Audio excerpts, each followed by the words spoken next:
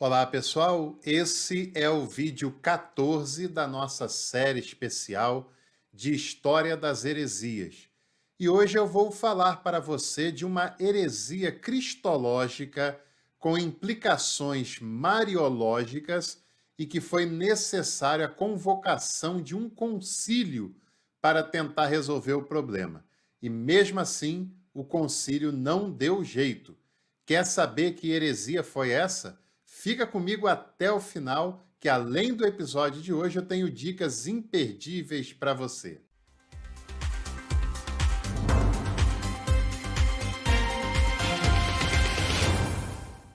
Aproveito para te convidar a ser membro do canal. Você colabora com o nosso trabalho e ainda tem acesso a conteúdos exclusivos.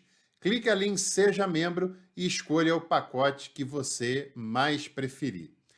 Bom, como eu disse na introdução desse vídeo, a heresia de hoje não foi brincadeira. De fato, foi um movimento eclesial, um movimento teológico que envolvia muitas questões. Envolvia questões filosóficas, questões políticas, é claro, porque elas sempre estão presentes, e também questões doutrinárias.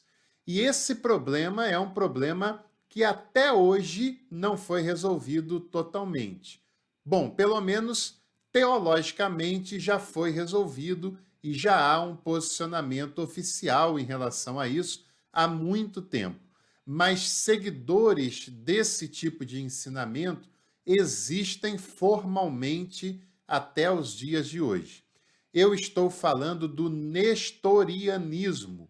Você já ouviu falar em Nestório e do nestorianismo? É uma das heresias, consideradas heresias mais antigas do cristianismo e uma das mais impactantes de toda a história.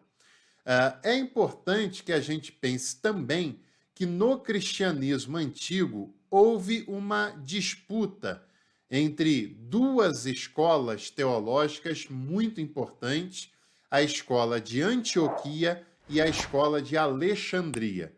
E se você deseja, inclusive, um vídeo especial para a gente falar sobre essas duas escolas teológicas, aproveite para escrever aqui embaixo nos comentários a palavra escolas teológicas. Escreva esse código, a palavra-chave, que se a gente alcançar um número legal de comentários, eu faço um vídeo mostrando para você as origens e as principais características da escola antioquena e da escola alexandrina. Essa heresia do nestorianismo foi uma briga entre essas duas grandes escolas teológicas. Antioquia era a cidade que tinha aproximação com Nestório. Antioquia foi fundada por Seleuco e o nome é uma homenagem ao seu pai que se chamava Antíoco. Além disso, a escola teológica de Antioquia foi fundada por um homem chamado Luciano de Samósata, cidade na qual veio aquela heresia do Paulo de Samósata, que eu já falei em outros episódios por aqui dessa nossa série. E um outro detalhe é que Antioquia, juntamente com Alexandria, eram duas das quatro principais sedes do cristianismo universal naquela época. E a escola de Antioquia seguia a tendência aristotélica, enquanto que a escola de Alexandria seguia a tendência platônica. Alexandria, que estava no Egito, era a capital cultural do mundo da época. Essas duas escolas têm grandes problemas teológicos quando o assunto é o conflito entre uma e outra. E sobre o Nestório, propriamente dito, ele nasceu em Cesareia, na Síria, por volta do ano 380, ou seja, já no final do quarto século da era cristã. A sua heresia girava em torno do conceito de maternidade divina. Quem era a mãe de Jesus? E se era a mãe de Jesus humano ou a mãe de Deus, o que constitui também numa disputa sobre as naturezas presentes em Jesus. Então você vai percebendo como era complexa essa discussão. Como é uma discussão que envolve elementos políticos, e eles sempre são muito fortes nessas disputas, e os rótulos de heresia sempre são ocasionados pelas questões políticas também. Envolve questões filosóficas, porque uma era aristotélica, a outra era platônica, envolve questões cristológicas e também questões mariológicas. É uma heresia com muitas complexidades e é uma heresia que envolve também toda uma articulação eclesiástica para dar conta desse ensinamento que estava sendo feito lá na época antiga, na virada do século IV para o início do século V. O Nestório também se tornou patriarca. E esse elemento é um elemento muito importante, porque até agora, dentre todas as heresias que nós já analisamos por aqui, você não viu ainda um desses responsáveis pelas heresias chegando a um cargo tão alto quanto o de Nestório. Ele foi nomeado pelo imperador Teodósio II como patriarca de Constantinopla. Sabe o que isso significa? Que ele era uma das maiores autoridades de todo o cristianismo daquela época. Os dois maiores líderes do cristianismo eram o bispo de Roma e o bispo de Constantinopla. E o nosso amigo Nestório foi nomeado por Teodósio II como patriarca de Constantinopla. Era como se ele fosse o líder eclesiástico de grande parte do Oriente. Nessa época ainda tinha chamadas pentarquias, mas Constantinopla, sem dúvida, despontava como uma das mais importantes sedes do cristianismo antigo. Algumas das teses do Nestório daria conta de que ele era um melhor orador do que teólogo propriamente dito. Alguns especialistas dizem que o Nestório se destacava pela sua capacidade de fala, pela sua capacidade de oratória, mas que teologicamente ele não era tão bem preparado assim. Imagina você se fosse o estrago que isso não causaria, né? Mas o Nestório partia de um pressuposto interessante e que, por vezes, foi muito insistido ao longo da Idade Antiga. A questão da imutabilidade de Deus, que é um conceito de que Deus é imutável. Ele sempre será quem ele é, porque ele sempre foi quem ele é. Partindo da imutabilidade de Deus, o Nestório afirmava que era impossível uma união real entre a humanidade e a divindade de Jesus. Por quê? Porque se Deus era imutável, logo ele não pode, em algum momento da história, assumir uma natureza humana, uma natureza divina. Ele sempre é divino e nunca será humano. E por isso, para o Nestório, em Jesus só pode haver uma união apenas moral, não uma união essencial entre essas duas naturezas. Elas não combinam harmonicamente segundo o ensinamento do Nestório. Dessa maneira, seria impossível uma união substancial, porque onde há natureza, há pessoa. Esse era um princípio do Nestório.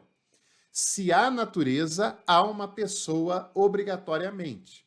Se em Jesus tem uma natureza humana e uma natureza divina, então nós estamos falando de duas pessoas também, uma pessoa divina e uma pessoa humana, segundo o que o nestorianismo vai nos dizer, né?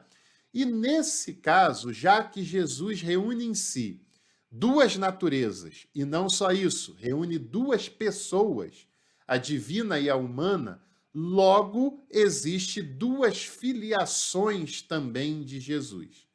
A filiação humana pertence a Maria. Maria é a mãe do Jesus humano. Portanto, ela é chamada pelo Nestório de Cristotocos, a mãe do Jesus humano apenas. Mas por que ele afirma isso?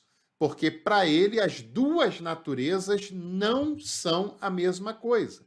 São duas naturezas independentes, porque cada uma dessas naturezas possui uma pessoa diferente. Então ele poderia, no caso dele, afirmar que Maria é mãe apenas de Jesus, apenas da natureza e da pessoa humana, enquanto que a natureza divina, a pessoa divina de Jesus, é gerada pelo Pai, é obra sobrenatural e ela não tem precedência humana. Então, esse era o ensinamento de Nestório, e é claro que esse ensinamento vai dar muitos problemas e ele vai sofrer com muitas oposições por parte das lideranças da igreja do seu tempo. Uma das principais lideranças que se opõe ao ensinamento de Nestório foi um homem chamado Cirilo de Alexandria. E uma pausa aqui, pare para pensar. O Cirilo de Alexandria não só se opõe ao Nestório pela questão teológica, como pelo fato dele ser bispo de Alexandria, que eu falei no início do vídeo, que era rival da escola antioquena, também tem aí uma disputa política, porque o Nestório foi colocado no cargo de patriarca de Constantinopla, o maior cargo do Oriente, né? Por ordem do próprio imperador, que também ficava em Constantinopla.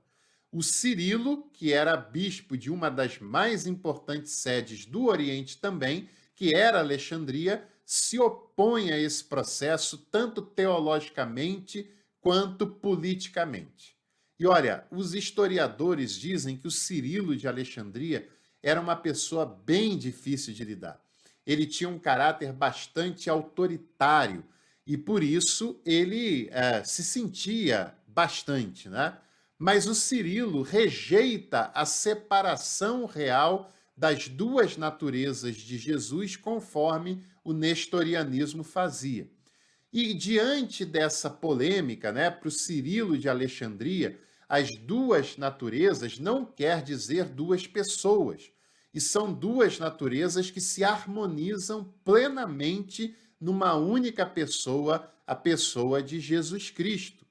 Como o problema entre Cirilo e entre o Nestório era um problema que se estende, ambos apelam para Roma, ambos apelam para o Papa Celestino I, que diante desse quadro convoca um sínodo em Roma, no qual o Nestório e as suas teses são condenadas.